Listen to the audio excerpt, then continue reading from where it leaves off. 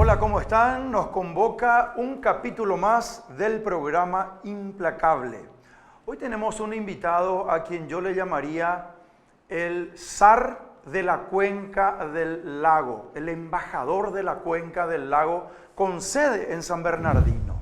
Él es abogado, es escribano, fue durante 2 periodos ministro de Turismo y realmente siempre aporta y mucho a todo lo que es arte, cultura, es cantante, compositor. Le saludamos. Derlis Esteche. ¿Qué tal, Derlis? ¿Cómo estás? Eso de zar es grande, che. ¿Qué tal? ¿Cómo estás, Rodolfo?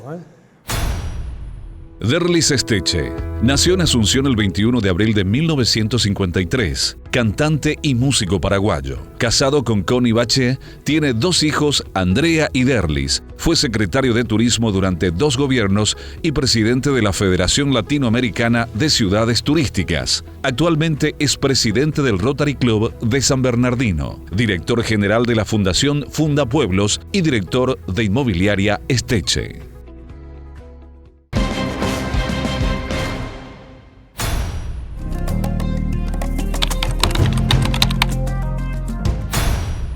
Para que nos cuentes un poco acerca de lo que ocurre en la cuenca y sobre todo en San Bernardino, después de la pandemia, vino un repunte de la parte inmobiliaria. Vamos a recordar que Derlis también es empresario inmobiliario. ¿Cómo están las tierras en San Bernardino? Tuvieron un incremento, ¿verdad?, después de la pandemia. Sí, sucedió que la pandemia ayudó realmente porque la gente se refugió en sus casas. Y aquellas personas que tenían sus lotecitos que venían pagando en cuotas, terminaron de hacer sus documentaciones y construyeron. Se estiman 500 a 600 casas nuevas. Y bueno, hoy pensar en una San Bernardino diferente, sí te puedo decir, al tener 5 villas, tenemos 3 Super 6, tenemos 3 Punto Pharma, tenemos Acuarela. Todas estas marcas tienen que ser patrocinadores. Le está haciendo el chivo de... No, estoy contando.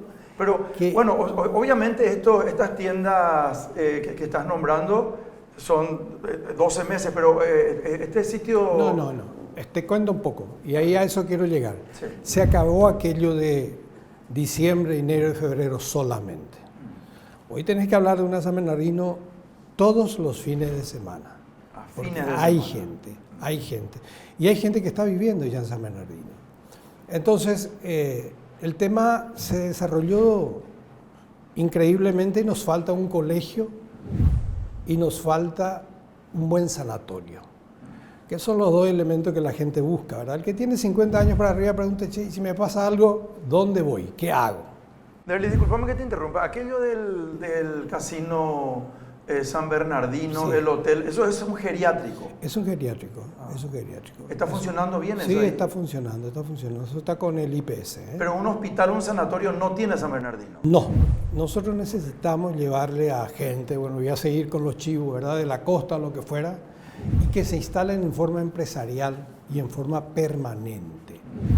Nosotros tenemos un accidente fuera de temporada, porque en temporada están, pero fuera de temporada tenemos que correr a Alto o Asunción.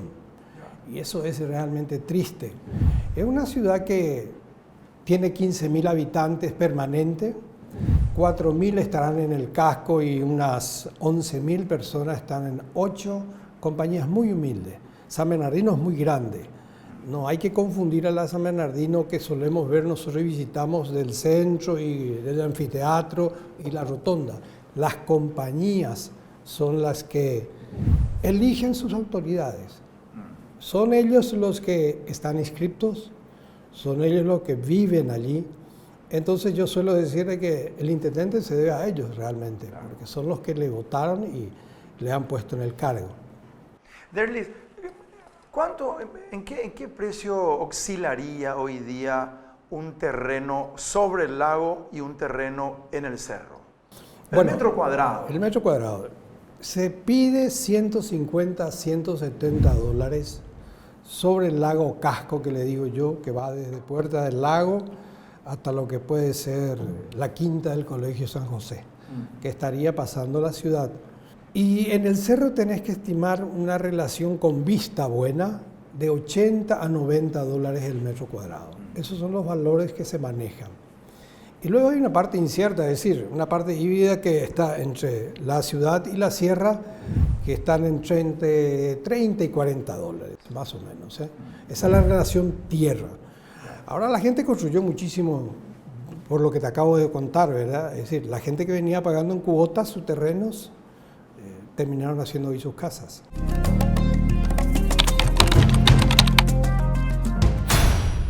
Fuimos partícipes ambos con un equipo, Nelly Cabrera, Gustavo Berna, el licenciado Valdés, Castro Darío Martínez, liderado todo esto por el doctor Rubén Hughes de Belmont, ¿verdad? Natalia y Adriana estaban también en Condovac, yo recuerdo que estaban dentro del equipo. Derlis, el anfiteatro José Asunción Flores.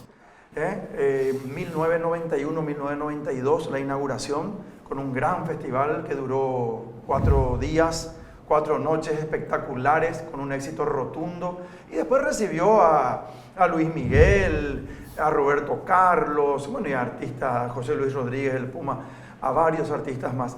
¿Qué pasó con el anfiteatro José Asunción Flores? Una persona visionaria como Rubén Hughes de Belmont, que lastimosamente nos dejó, y muy joven por cierto, se fue y ocurrieron ciertas cuestiones, tomaron quiebra de los bancos. Hoy día, yendo ya a la realidad, a hoy, ¿verdad? De 2023, eso está alquilado a una persona, esa persona subalquila. ¿Qué conocimiento tenés? Bueno, antes que nada quiero contarles, creo que nunca dije. 5 hectáreas eran de Carlos Raúl Ramírez Díaz de Espada y 5 hectáreas eran mías. Tanto quería el doctor Belmont que le pusimos un precio elevadísimo, porque nosotros pensábamos hacer un barrio allí. Falleció mi socio Carlos Raúl y vendimos, pero en vida todavía de él, se vendieron las 10 hectáreas. 10 hectáreas. Yo me quedé enfrente, la gente sabe que mi casa es cerca del cielo, estoy ahí. Yo vi la construcción de todo eso, vi realmente la época reciente de todo eso, y después vi su caída también. Era el que llamaba a fiscalía o a la policía diciendo están llevando la silla, están llevando los elementos, y no había caso. Estaban todos confabulados, de alguna manera aquello se rapiñó. El anfiteatro hoy tiene la Municipalidad de San Bernardino. Existía un contrato con un señor Néstor Martínez que subalquilaba nuevamente, se suspendió todo eso. Pero, a ver, para entender, la propiedad en el registro público está en nombre del Estado. Del Estado, sí. y le entrega la concesión a la Municipalidad de San Bernardino. A la Municipalidad de San Bernardino. Ah, claro. Y ahí es que surge este señor Néstor Martínez, quien fuera el que subalquilaba nuevamente. Suelen tener 3 o 4 boliches ahí los fines de año. Pero es una pena, digo, tener el anfiteatro más grande de Latinoamérica con 90 metros de ancho por 35 metros de fondo. De escenario. Escenario, quiero aclarar, sí, de escenario. Y nadie sabe que abajo hay un edificio de 3 pisos.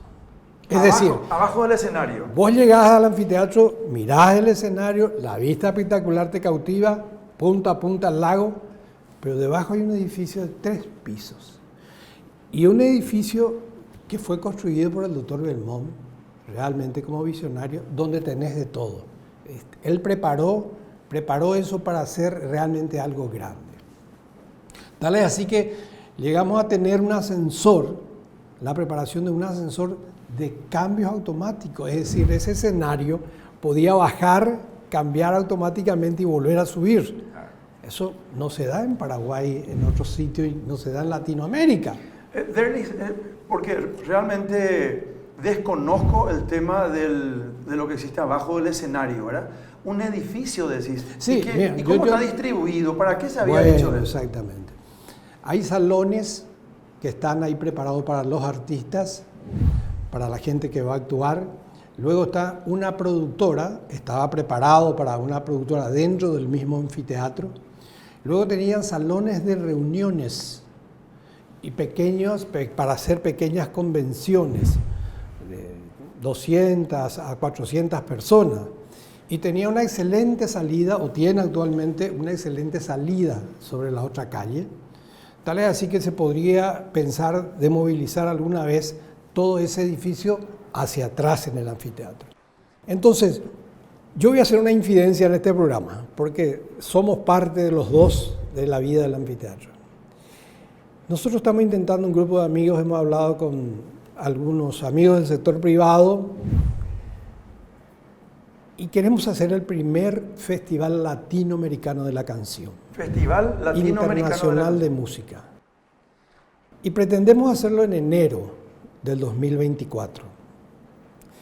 Yo estoy en una red latinoamericana, la gente sabe, de ciudades turísticas. Somos 12 países y queremos hacer un plan de 6 años, hasta el 2030. Este es un desafío. Creemos nosotros de que va a ir creciendo, ya comenzamos a trabajar, los países están entusiasmados. Quieren inaugurar un festival internacional de la canción en el año 2024, en el mes de enero. Esa es la idea. Sí. Bueno, quiero contarte de San Remo, Viña del Mar, Benidorm, Acapulco, y todos los festivales se fueron perdiendo aquello de las composiciones inéditas. Es decir, hoy un chico de... El Festival de la OTI también. El Festival de la OTI, un chico de 20 años y sigue cantando El Día que Me Quieras. Sí. Si bien nosotros vamos a respetar, hoy tenemos a los jóvenes con el reggaetón. Músicas con letras que no aportan nada, pero queremos el señorío de los grandes festivales. Yo recuerdo cuando pequeño y cuando joven, mirábamos las finales de los festivales, los temas que iban llegando a la final hasta que salía el tema ganador. Era una cosa espectacular. Ocurre que aquí hay un detalle, Rodolfo, el desarrollo económico que te trae esto. Yo estuve en Viña del Mar, ellos tienen un edificio, ellos un mes se toman vacaciones luego del festival y luego comienzan a trabajar para el siguiente festival. Entonces, cuando Xuxa actuaba, Roberto Carlos, Daniela Romo, el anfiteatro tenía un movimiento 10 o 15 días antes ya de preparativos. Sí, totalmente. Y luego del anfiteatro también, luego de los festivales también. Y la gente que estaba con los pequeños negocios en su entorno, preguntaban cuándo es el próximo. Es decir, se llevaban un poquito de plata a su casa, pero el desarrollo económico que puede traer realmente una actividad cultural anual y que se fije a San Bernardino como un punto de referencia en Latinoamérica va a ser muy importante. Viña del Mar está en Chile, un poquito más y caes al mar. Nosotros geopolíticamente estamos muy bien ubicados. Imagínate un radio de 1.500 kilómetros, tenés 40 millones de personas. Aquí en el estado de Paraná, lo que sea Corrientes y el sur de Bolivia, y vos completaste 30, 40 millones de personas. La cantidad de gente que puede ser beneficiada económicamente en todos los sectores, ¿verdad?, va a ser muy importante. Pretendemos entonces en el 2024 tirarnos a esa idea. ¿Cómo sería la circunstancia para que pueda participar? O sea, uno por país. Te comento, entrando en detalles, vamos a escribir, ya estamos al nuevo gobierno, ¿verdad? Vamos a escribir a Relaciones Exteriores después del 30, vamos a pedirle a Relaciones Exteriores que baje con todos los embajadores, agregados culturales, la línea en todos los países, entregando las invitaciones a las asociaciones de músicos. Esas asociaciones de músicos son las que van a generar un tráfico directo con la coordinación que sería Paraguay. Al tener entonces el respaldo oficial, es muy importante que sea declarado de interés por el Congreso, el Ministerio de Turismo, el Ministerio de Cultura, para darle ese ropaje que cuando ingresen los instrumentos en la aduana, que se faciliten las cosas. Cuando se tenga que realmente exponer una situación de... nosotros pretendemos hacer una semana antes sabores latinoamericanos. Imagínate lo que sería tener la comida de los diferentes países una semana antes del festival, para darle realmente un movimiento a eso. Y es un sueño que se puede realizar y queremos hacerlo en enero. Queremos, o en el Paseo Central o dentro del local de la municipalidad, hacer los 12 pabellones. Te escucho hablar, Derlis, y me viene a la mente lo bien gerenciado, lo bien organizado y el éxito que tuvo lo de la Odesur, ¿verdad? Lo de los juegos que se hicieron el año pasado. Dicho esto, tipo una Odesur en la parte cultural, reprisando lo bien que se manejó las competencias deportivas, eso es lo que quieren hacer ustedes. Y tenemos que decir que en Paraguay se pueden hacer bien las cosas, porque realmente desde la inauguración, todas las competencias y el cierre fue algo absolutamente for export, porque no tenemos nada que envidiarle a otros países de primer mundo en la organización y todo lo que se creó, lo que se llevó a cabo. Y también tenemos que decir eso que muy bien estás diciendo, las fuentes de trabajo que uno puede crear. Estamos hablando con los amigos del sector privado para pedirles a muchos un poco, no a pocos mucho. Claro. Y todos están de acuerdo en que es un desafío, que no puede Paraguay seguir sin tener un festival internacional de música. Y están para apostar. Es decir, yo creo que esto se empieza a mover en mayo, junio, y ya las conexiones que estamos haciendo con los países, nosotros estamos trabajando la idea, nada más que hay que oficializar esto. Y ojalá se dé, ¿verdad?, que el sector privado se sume, porque al final de cuentas, aquí lo que sea hotelería, lo que sea agencia de viaje, transporte terrestre, hasta línea aérea, que vamos a buscar una que va a ser nuestra aliada, todas se van a ver beneficiadas con un tráfico increíble. Así que acá el movimiento turístico va a ser muy importante y es lo que soñó un poco el doctor Belmont. El doctor Rubén Hughes de Belmont fue un visionario que él decía que habría que desarrollar San Bernardino como un punto en la región, como un punto turístico y cultural. Bueno, entonces en eso estamos y ojalá que salga.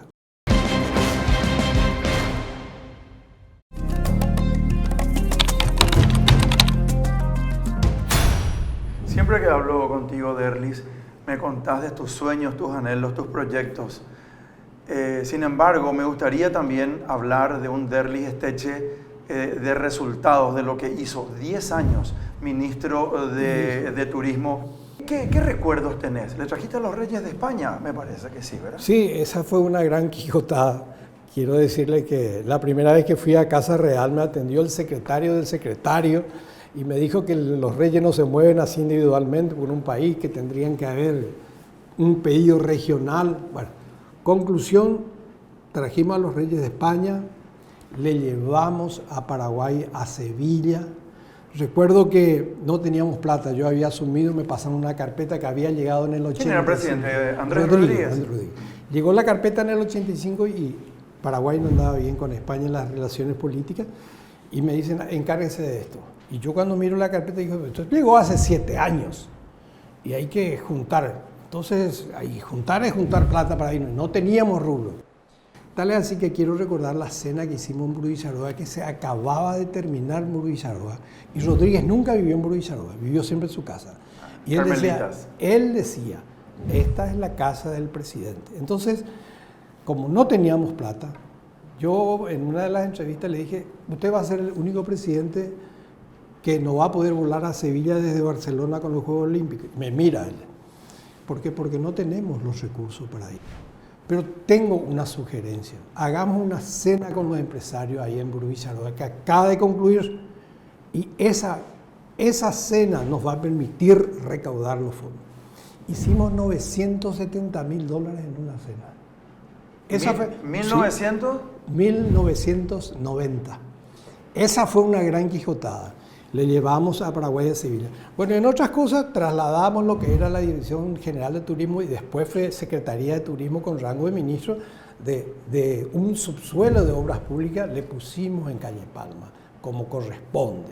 Y el fondo ganadero que estaba allí pasó entonces hoy a lo que es Marija López y República Dominicana. Quiero contarles también a la gente que en mi época nosotros cobrábamos por visitar al país. Es decir, un extranjero pagaba $3 por entrar acá. Entonces yo le dije al presidente, tenemos que cambiar esto.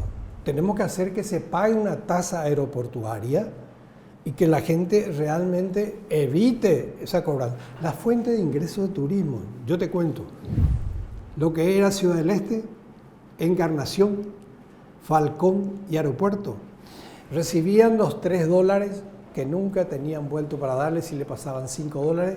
Así se manejaba antes. Era una cajita que me llegaba a mí los lunes la recaudación. Cuando trajimos la ley, hicimos el cambio, se me generó un problema interno porque toqué, había sido que el bolsillo de muchos. Bueno, contarte de turismo y contarte un poco parte de mi vida, pero me quedé ligado en la federación con varios amigos. Yo realmente le renuncié al presidente Juan Mossi. A mí no me sacaron. Yo le renuncié porque ya me quería ir al sector privado. Son 9 años. 9 años estuve ahí atendiendo el sector y tengo gratos recuerdos y me hice de muchos amigos en el exterior. Imagínate que yo doblaba en 2 gobiernos y lógicamente que todos los exministros de turismo de la zona quedaron como amigos. De ahí que me llevaron a la federación. Y hoy estamos realmente en este desafío, ya sea del festival, y hay un programa que se llama El Renacimiento del Turismo, que nació ya en Perú y estamos queriendo hacer nosotros ahora que el programa llegue a Paraguay, que sería una suerte de relación de las ciudades turísticas que no tienen, es decir, Punta del Este, lo que sea Río, las capitales. Nosotros trabajamos con ciudades pequeñas. La Federación Latinoamericana, por ejemplo, hizo en Nueva Alvesia, Uruguay, el primer campeonato de fútbol. Hizo en Santiago del Mostazal, en Chile, hizo en Arequipa, de Perú, y ahora la 4ª Copa, y que no se difundió mucho, hicimos en San Ignacio. 700 chicos entre 12, 14 y 15 años jugando al fútbol. A mí me tocó estar sentado al lado de Chilaver, que fue el invitado especial. Y realmente me dice, esto es increíble que en el interior del Paraguay esté sucediendo esto.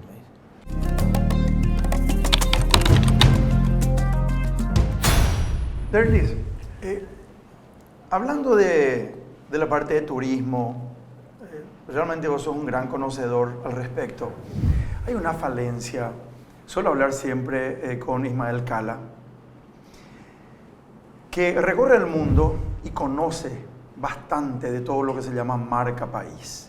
El Paraguay realmente no tiene un master plan para lo que se llama marca país. Y por el otro lado hay que decir también, el Ministerio de Turismo no tiene rubro.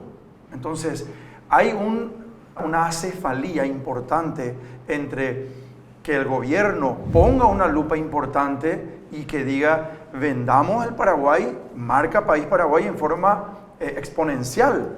Hoy día está todo, o sea, la comunicación hoy día es universal. ¿Cómo ves marca país Paraguay 2023 a hoy? Yo creo que nos falta política de Estado en gobiernos locales. ¿Qué significa esto? A los cambios de intendente y gobernadores, que no se cambien los hombres técnicos. Es decir, la cabeza puede ser cambiada políticamente, pero aquel que fue realmente en la parte turística capacitado para salir al exterior y hacer un relacionamiento, no le podés cortar a los 5 años. Porque lo que nos costó a nosotros poner esa persona en el exterior, relacionarle internacionalmente, entonces Yo creo que en la parte turística, y esto soñaba el doctor Belmont, él quería hacer lo que vos estás diciendo, lo de marca país. Él quería hacer con el anfiteatro y el Hotel Condovac, que todavía nadie pudo repuntar, él quería hacer la marca país. Y quería hacer realmente de San Bernardino una suerte de Suiza. Bueno, el desafío está. La política de Estado en gobierno local requiere realmente capacitación. Vos llegás a los municipios, Alto, San Bernardino, Areguá, no tienen conocimiento los jóvenes que están al frente de sus lugares, porque son políticos que vienen. Entonces la parte política a nosotros nos destruye un poco ese continuismo que tienen que tener los programas. Marca País definitivamente es un compromiso, pero más que Marca País, para mí te diría la capacitación que nosotros necesitamos hacer a los funcionarios municipales.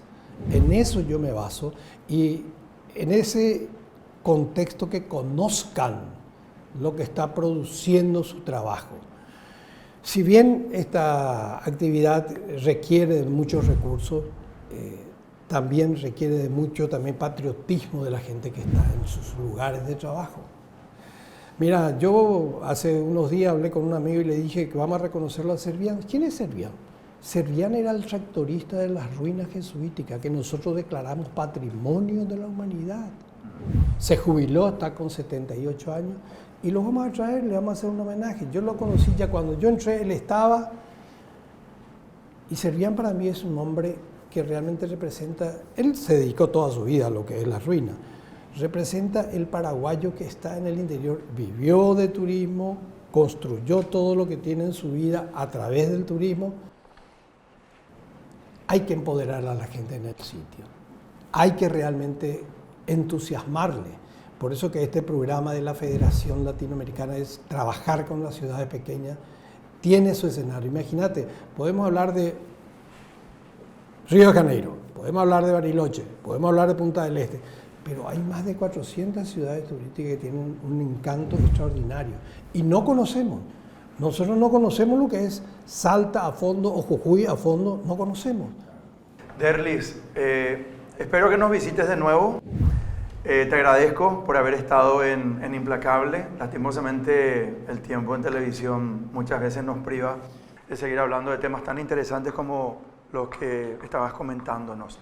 Y antes de cerrar este programa quiero comentar, corría el año 1985, había sacado mi primer disco, el productor fue Casto Darío Martínez.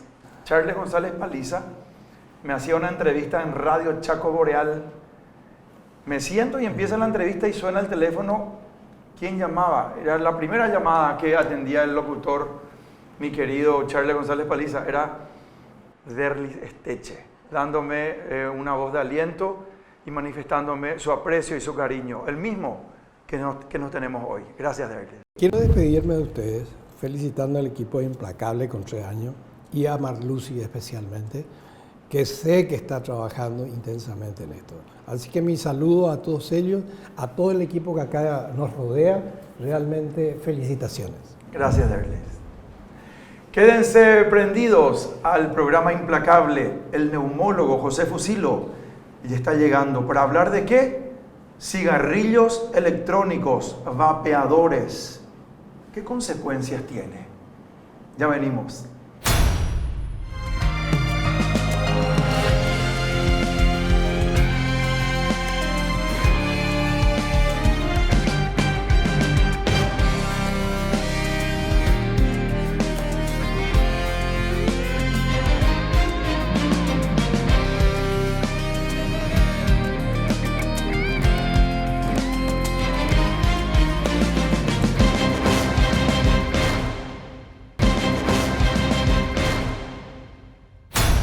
Seguimos en Implacable, ahora con la presencia, como le anunciábamos, del doctor José Fusilo. Él es neumólogo.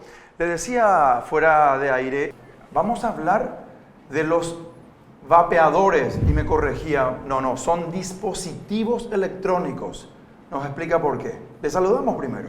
¿Qué tal, doctor? ¿Cómo estás? ¿Qué tal, Rodolfo? ¿Cómo está? El placer de siempre compartir contigo. José Manuel Fusilo nació en Asunción el 20 de marzo de 1978, casado con Fabiola Estigarribia. Tiene 3 hijos, Fabricio, Sofía y Enzo, médico especialista en neumología, past president de la Sociedad Paraguaya de Neumología. Fue coordinador de la contingencia COVID durante la pandemia. Actualmente es encargado del Comité Científico de la Sociedad Paraguaya de Neumología y jefe de internados y docencia en el INERAN.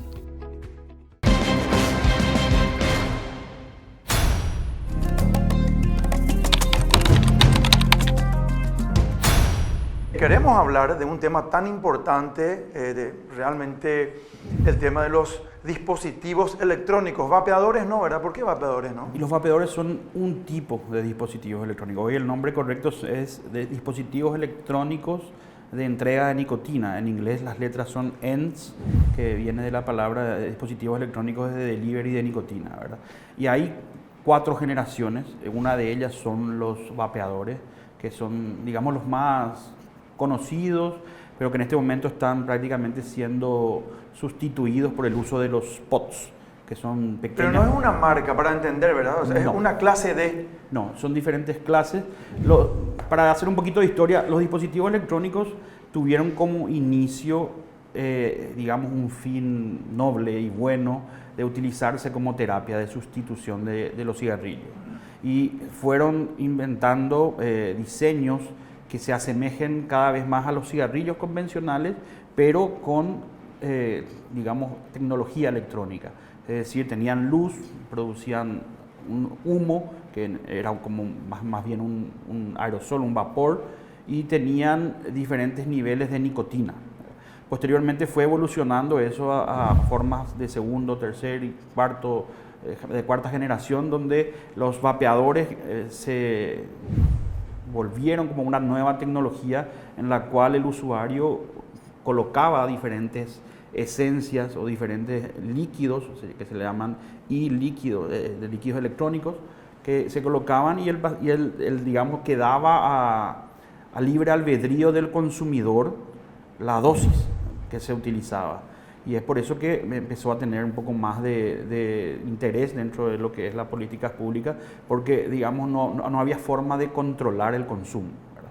Después la industria, lógicamente, la industria electrónica fue adquirida por la industria convencional.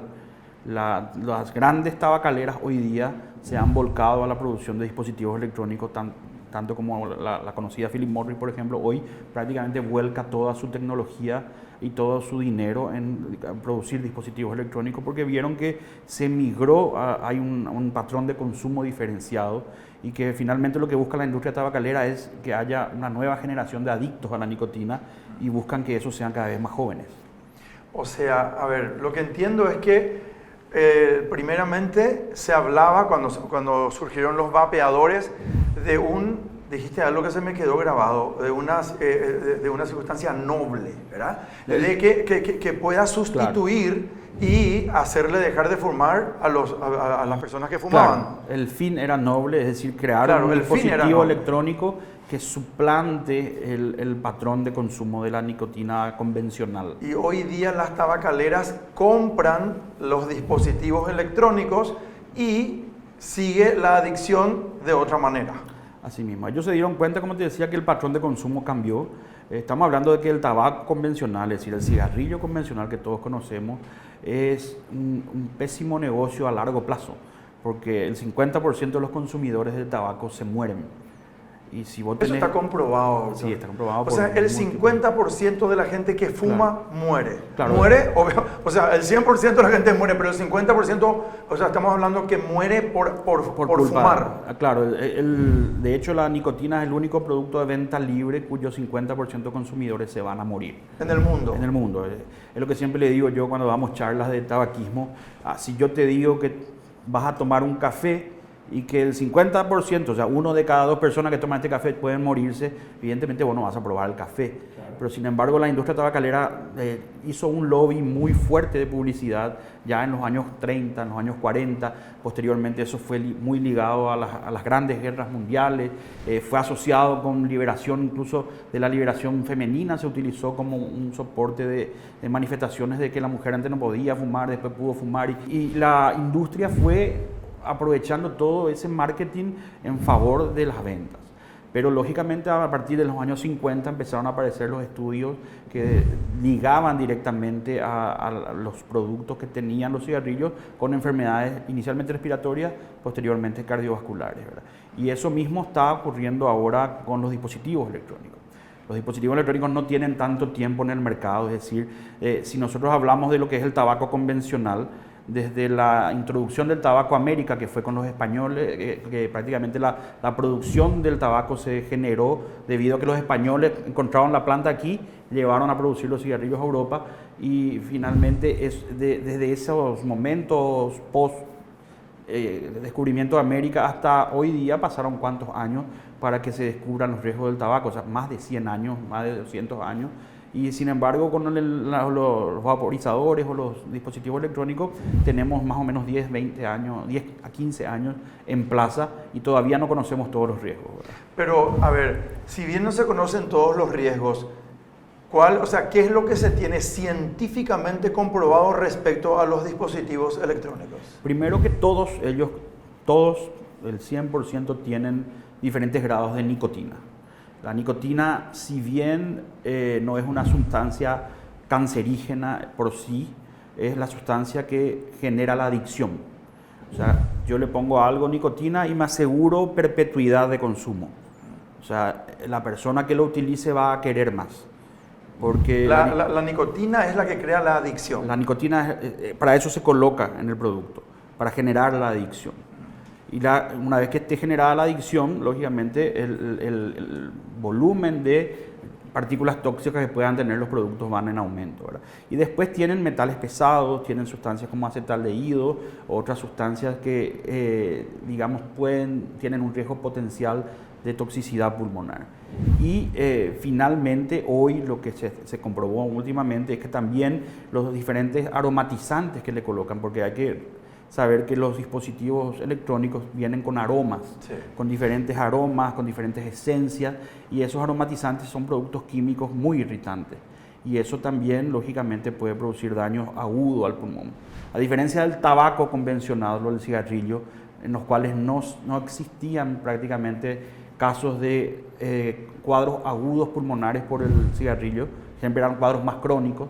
El paciente que fuma tiene problemas después de 5 años de fumar, después de 10, después de 15, después de 20. Sin embargo, en los dispositivos electrónicos ya se están viendo cuadros agudos, es decir, a la semana de fumar, a las horas de usar el dispositivo. Entonces, eso es lo que nos genera mucha preocupación. Y todo lo que te estoy contando, eso, que tengan aromas, que tengan, que sean más vistosos, con colores vistosos, va todo dirigido a un público que es el público juvenil. O sea, respecto a los dispositivos electrónicos, ¿termina siendo peor el remedio que la enfermedad? Termina siendo el peor el remedio porque si bien hay países que utilizaron la estrategia de los dispositivos electrónicos como una terapia de sustitución de nicotina, Gran Bretaña por ejemplo lo hizo, pero tuvieron, la mala suerte que se les escapó de las manos y el consumo se fue hacia los jóvenes. O sea, gente que no hubiera fumado nunca terminó iniciándose en el hábito con los dispositivos electrónicos, ¿verdad? ¿Cuáles son los primeros síntomas que una persona siente o puede decir, estoy en problemas? Estos son los primeros pasos para que posteriormente pueda llegar lastimosamente algo irreversible como la muerte, ¿verdad? ¿Existen algunos síntomas que un fumador, ya sea de dispositivos electrónicos o del cigarrillo convencional, diga, estoy empezando los primeros pasos hacia algo que puede ser la muerte? Sí, son fundamentalmente 2 síntomas. Siempre decimos en la parte respiratoria, la tos es un mecanismo de defensa. O sea, cuando nosotros tosemos, el organismo está tratando de defenderse de algo. Porque la tos lo que intenta es expulsar abruptamente contenido de la vía aérea para liberarla. y es claramente, digamos, el síntoma que está más frecuentemente en todas las patologías respiratorias. Después la dificultad respiratoria, o sea, el paciente que consume estas sustancias, lógicamente cuando empieza a sentir una disminución en su capacidad física es cuando estamos hablando de que algo ya está pasando. Es decir, el cigarrillo tiene la capacidad, y los dispositivos electrónicos también, de producir inflamación de las vías aéreas. Esa inflamación a lo largo del tiempo va volviéndose algo estático, ya más estable, y lo que son las paredes de los bronquios se van engrosando hasta generar bronquios totalmente anómalos, que es lo que se ve, por ejemplo, en el enfisema pulmonar, que es más bien propio del cigarrillo convencional, pero que hay leves reportes actualmente o nuevos reportes que dicen que eventualmente se podría también producir en dispositivos electrónicos. Eso se puede soslayar en cierta forma. A ver, una persona sedentaria o una persona que hace ejercicio, ¿se puede disuadir en cierta forma a una persona que tiene actividad física, pregunto? La actividad física lo que hace es mejorar la performance de la función pulmonar, pero el daño estructural del cigarrillo es el mismo. Es decir, una persona que hace ejercicio puede tener mejor tolerancia a cambios funcionales o cambios estructurales del pulmón que una persona que no realiza ejercicios. Ahí radica la diferencia, pero el daño es el mismo. Es decir, el riesgo de tener enfisema o de tener cáncer en una persona atlética o no atlética es el mismo. ¿Cuáles son los componentes que tiene un dispositivo electrónico? ¿Nicotina? ¿Alquitrán? Siempre, alquitrán no. Alquitrán es un producto ya derivado de la combustión del tabaco. O sea, los dispositivos electrónicos no tienen alquitrán. No tienen alquitrán, por lo menos no deberían de tener alquitrán. Ese es el otro problema, Rodolfo, de los dispositivos electrónicos. No sabemos qué tiene. Al no haber un ente regulador, claro, estos productos ingresan al país como derivados electrónicos y no ingresan como productos derivados del tabaco. Ahora sí, con la ley nueva que se estableció el Ministerio de Salud, existe esa posibilidad de que entren como productos derivados del tabaco, pero lo que han hecho estos productos es ir por un camino independiente a las regulaciones del tabaco para evitar las restricciones de los impuestos al tabaco. Y lo han logrado, porque ellos han logrado con los dispositivos electrónicos de vuelta que todo lo que hemos logrado en términos de conquistas sobre el convenio de marco de la OMS sobre el humo del tabaco se haya perdido por los dispositivos electrónicos. Es decir, no pagan los mismos impuestos que el tabaco, que aprovechamos para recordar que nuestro país es el que tiene el impuesto más bajo del... Creo que ahora el Poder Ejecutivo hizo un incremento del 22% hoy día. El techo es el 22%, pero en verdad nunca se llevó a cabo eso, quedó en 18%. Era de 18 a 22% a ir cambiando, pero 18% fue lo máximo que se pudo lograr. Para que tengan una idea, yéndonos un poco por otro lado, sigue siendo Paraguay el país que tiene menor impuesto al tabaco del planeta, ¿verdad? ¿Dónde estás prestando servicio en este momento, doctor?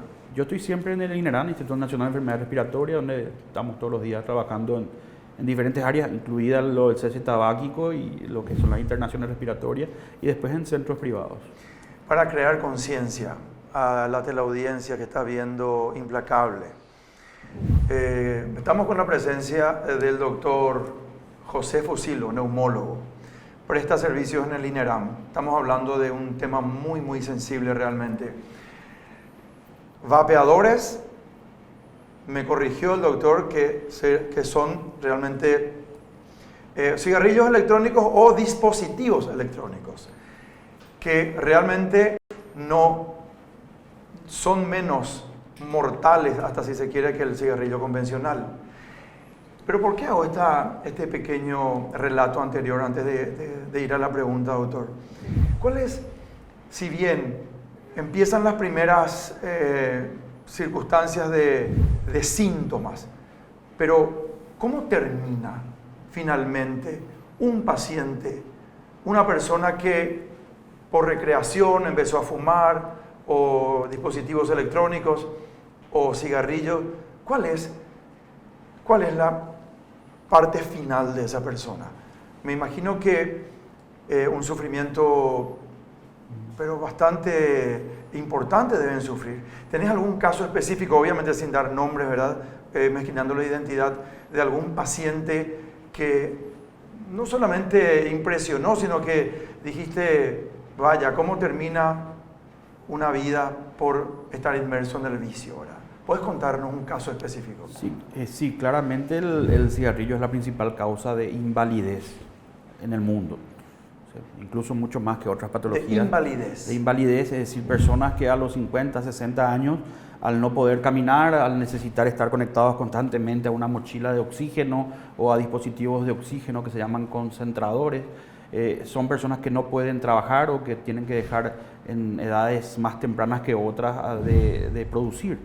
Y ahí está el principal problema de familias enteras que pierden a alguien de su familia que es laboralmente activa por culpa del cigarrillo. Produce invalidez a largo plazo. Los pacientes dependen del oxígeno externo para sobrevivir, es decir, necesitan tener mochilas, tanques, concentradores, y eso lógicamente les limita en su calidad de vida, ¿verdad? Y la postración final es que el paciente, al no poder realizar actividad física usual, simple, de ir a caminar por la esquina, los músculos van también atrofiándose y perdiendo fuerza, y son pacientes que terminan con oxígeno, postrados a la cama y en estados muy, muy difíciles de invalidez. Yo creo que eso es lo peor. No ha de haber peor muerte que morir asfixiado. La sed de aire y lo que vivimos ahora con el COVID habla claramente de mucha gente que lo sintió sin fumar. Es realmente terrible, ¿verdad?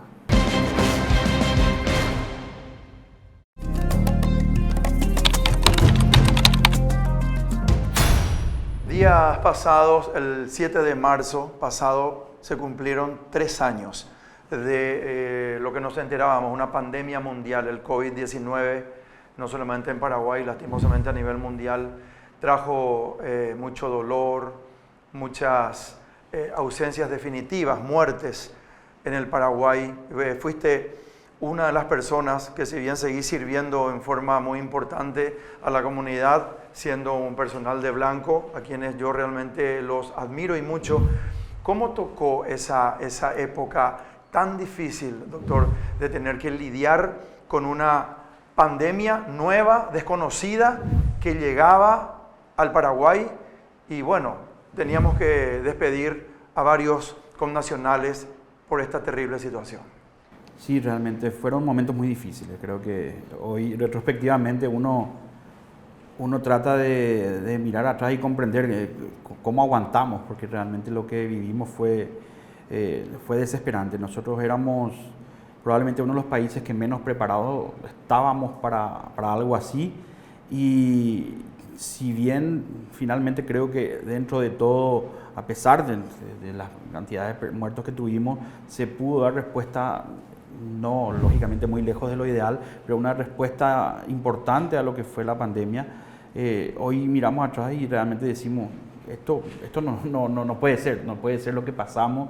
Es como esas películas que vos veías y que vos decías, esto no va a pasar nunca. Y de hecho, en esa misma época, en el 2020, pensábamos que esto ocurría solamente en China, ¿verdad? Claro. Y comentábamos día atrás, tendríamos que sentarnos a hacer un libro alguna vez sobre todo lo que pasó, porque en aquel momento era muy difícil hasta conseguir médicos. O sea, nosotros teníamos en algún momento habilitado el hospital de contingencia del INERAM, que fue el primero, nosotros fuimos los primeros en recibir pacientes con COVID en Paraguay, y no conseguíamos médicos que quieran hacer guardia, porque había tanto miedo, por lo que leías todo el día, que murió. De hecho, el primer fallecido en nuestro país fue un colega, ¿verdad? Entonces teníamos demasiadas dudas, demasiado miedo. El exceso de información en redes sociales terminó siendo dañino para todos, porque la salud mental también tuvo un deterioro muy importante en ese tiempo, porque había que saber calificar la información. Y vos recibías en un día 500 mensajes de WhatsApp o diciéndote una cantidad de cosas, y realmente fue una pandemia transmitida en tiempo real. Era prácticamente un reality show pandémico donde éramos nosotros los protagonistas. Y eso se volvía día a día más difícil. Después creo que fuimos acostumbrándonos y comprendiendo, pero en mi caso a la par había que tener un rol organizacional, un rol médico y también un rol en el cual la información tenía que, por lo menos tratábamos nosotros como Sociedad Paraguaya de Neumología de ofrecer a la población una información más clara, y que tratar de poner un poco paños fríos al exceso de información. Y eso fue realmente difícil, ¿verdad? ¿Cómo crees que se manejó el tema de la pandemia en el Paraguay específicamente? Realmente es muy, muy difícil hasta de opinar, emitir juicio de valor, porque tengo la absoluta certeza que nadie quería que muera nadie. Pero dicho esto, hay países que activaron mejor y otros que no activaron de la mejor manera. ¿Cómo crees que activó el Paraguay? Yo creo que Paraguay tuvo dos momentos. Creo que el momento inicial fue bueno, es decir, aumentar rápidamente el volumen de camas, tratar de conseguir hospitales de contingencia para sostener eso. Esa parte inicial estuvo buena. Posteriormente el manejo digamos, administrativo, del dinero y de los insumos, es ahí donde hubieron errores, ¿verdad? Siempre tenemos ese problema en nuestro país cuando tenemos volúmenes importantes de dinero o de equipamientos que administrar, es ahí donde nos cuesta, ¿verdad? Y yo creo que los problemas que tuvimos fueron más de suministro. O sea, llegamos a estar por momentos sin oxígeno en los hospitales, llegamos a no tener drogas para poder hacer dormir a los pacientes y lógicamente eso no es la mejor forma de trabajar. Pero si uno ve a los otros países, prácticamente todos los países pasaron por algo similar. Yo no creo que haya un país que haya tenido un manejo óptimo del tema, porque no era posible, ¿verdad? Si vos ves Estados Unidos, el porcentaje de fallecidos que tuvo es altísimo y hoy día están teniendo hasta juicios ellos por supuestamente mal manejo en algunos estados. Entonces es realmente, como decís, muy difícil, y aquí hubieron, sí, en el sentido de preventivo, bien, en el sentido administrativo, sí, con muchos errores. ¿Qué es lo que se conoce hoy acerca de la forma de prevención de aquella vez? El tema de aislarse, eso realmente correspondía. Quédate en casa, no salgas, porque algunas personas salieron en negación de esa circunstancia, que con un tapabocas quizás era suficiente, porque obviamente va de la mano a todo lo que ocurrió con la economía mundial, ¿verdad? El cesar el trabajo, se han cerrado industrias, empresas, etcétera. O sea, ¿hacía falta tener una situación límite como la que se tuvo, o se exageró un poco por desconocimiento quizás? Sí, yo creo que hoy podemos decir que hubo, digamos, preventivamente se tomaron decisiones que finalmente hoy podemos decir que fueron exageradas algunas. Pero eso lo sabemos hoy, ¿verdad? Claro, en aquel momento claro. Era muy difícil, más todavía para un país como el nuestro, que no tenía ni de cerca la capacidad logística de Estados Unidos, de Europa o ni siquiera de otros países de Sudamérica. Y sin embargo nosotros, que con la cuarentena lo que hicimos fue retrasar, patear la pelota hacia adelante para que nos dé tiempo de construir los hospitales de contingencia. Porque sí, Paraguay fue, junto con Uruguay, de los últimos países en los cuales explotó la pandemia. Porque los otros los vino mucho antes. Entonces nosotros, digamos, con la cuarentena lo que se logró es retrasar eso. Hoy sí sabemos que tal vez, evidentemente, eso no vuelva a ocurrir nunca más, de tomar ese tipo de decisiones, a no ser que pase algo extraordinario. Pero también sabemos que las mascarillas de repente tampoco fueron suficientes, que los dispositivos que funcionaban eran realmente los respiradores que usábamos en los hospitales, y que las otras, si bien cumplieron un rol importante en la prevención, también hoy hay trabajos que demostraron que tampoco a lo mejor sirvieron como pensamos, ¿verdad?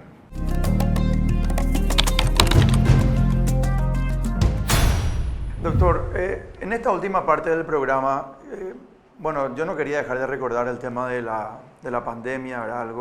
Una circunstancia realmente terrible que ocurrió a nivel mundial, pero quiero volver al tema de los dispositivos electrónicos, ¿verdad? Y preguntarte, ¿existe algún censo dentro de lo que refiere Paraguay de muertes que ocurren por fumar cigarrillos o dispositivos electrónicos? Si bien el tema de dispositivos electrónicos es, como bien me dijiste, muy nuevo todavía, ¿verdad? Pero de cigarrillos, de los fumadores, ¿qué tasa de mortalidad tiene el Paraguay? Sí existen. El último estudio grande epidemiológico se hizo sobre el consumo de tabaco en Paraguay fue en el 2013, ¿verdad? Entonces ya hacen 10 años otra vez. Hay uno en curso actualmente que está haciendo la gente del Programa Nacional de Tabaquismo. No sé en qué etapa estarán. Pero sí, el último fue el del 2000, fue un trabajo del 2012 publicado en el 2013. En aquel momento se hablaba de una prevalencia de consumo de tabaco en Paraguay del 12%, es decir, 12 de cada 100 personas, con una similitud en cuanto a hombres y mujeres, o sea, no había diferencia en el consumo. Y sí, la carga de enfermedades era altísima. En aquel trabajo se había demostrado que en Paraguay morían 10 personas por día por culpa del tabaco. O sea, en Paraguay mueren 10 personas por día por culpa del tabaco. Por culpa del tabaco, sí. 9 a 10 personas en lo que fue el trabajo del 2013. Probablemente ese número sea mayor hoy, ¿verdad? Terrible, terrible realmente. Doctor José Fusilo, muchas gracias por tu presencia. A las órdenes de Rodolfo cuando quiera. Así cerramos Implacable hoy con la presencia de dos invitados realmente muy importantes. El doctor Derlis Esteche y posteriormente el doctor José Fusilo. Si tenés sueños, lucha por ellos. Tarde o temprano, todo se cumple. Chao.